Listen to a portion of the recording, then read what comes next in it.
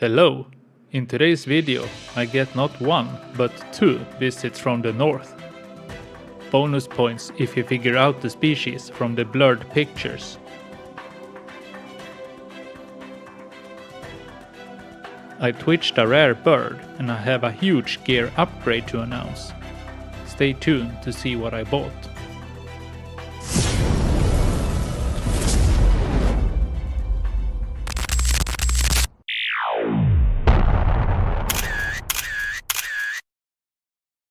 This time of year in Sweden is quite slow. The sun is not even above the horizon for 6 hours where I live. And the sun is so low that it feels dark even at noon if the sky is cloudy. It's dark when you start work and dark when you quit, so you are limited to the weekend for bird watching and photography. On top of that, hunters claim the forest one Saturday when I plan to take pictures at that location. We had a great guest there that you might have figured out already. Let's unmask this lovely bird. It's a pine grosbeak. Did you get it right? Pine grosbeaks are one of my favorite birds. They are not so shy, have a really cute call and great colors. I recorded their call but accidentally erased it because my brain was on vacation. It's not every winter that we get pine grosbeaks, but this year they honor us with a visit.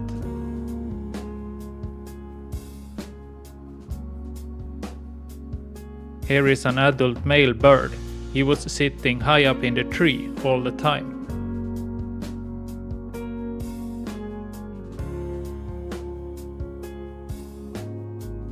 Such a nice red color.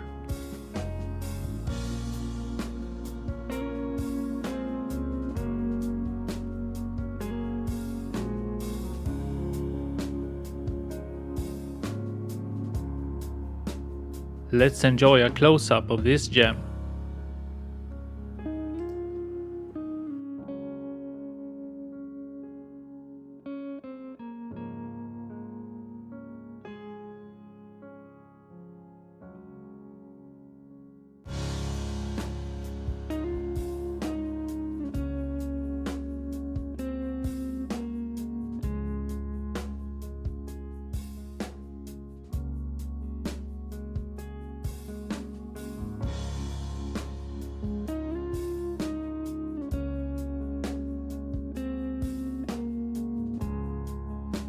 Okay, let's move on.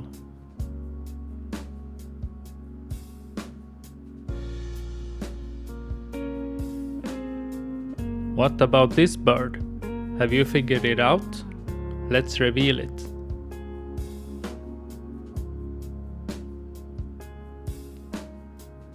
A northern hawk owl.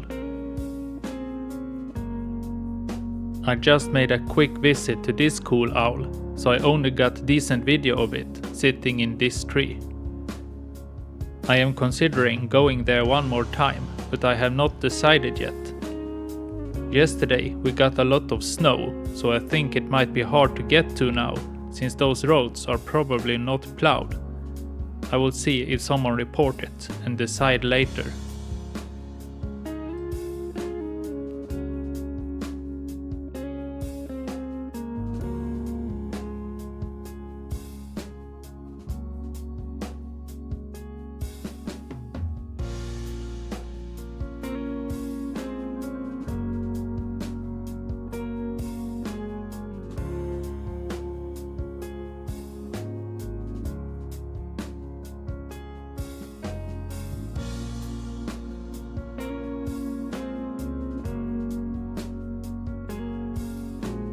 Let's move on to the twitch.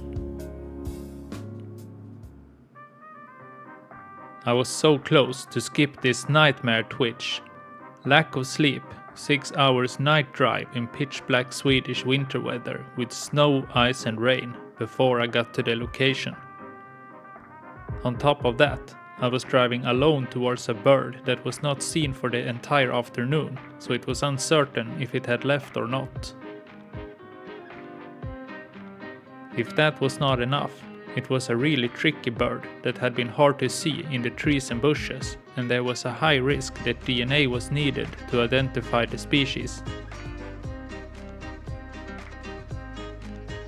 The odds were really not in my favor. I had to stop twice for a 15 to 20 minute rest. When dawn arrived, many optimistic birders were there. This was about half of the bunch. Fortunately, it did not take long before the bird flew right in front of us all and landed in the trees. Unfortunately, I got the worst pictures. Again. I feel like the rare ones have been very uncooperative since I started this channel. Usually it's not this bad. This one was jumping around in the treetops, so it was really hard to get the focus correct with all the branches in the way. And this time it was a lot of people fighting for space. I rather stay in the periphery than to squeeze myself into the middle of the crowd. In the end, the call was a good fit for Moltonis warbler and no DNA was collected, so I guess that will be the verdict. If you remember from my Öland episode, I have seen that one already. You know, the bird that looked and called like a western subalpine warbler, but after DNA analysis magically transformed into a Moltonis warbler. Oh, happy days! I think we move on to the gear upgrade instead.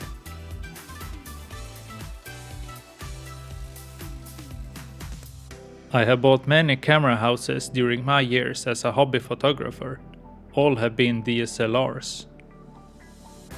Here is a 1-minute camera lesson for you all.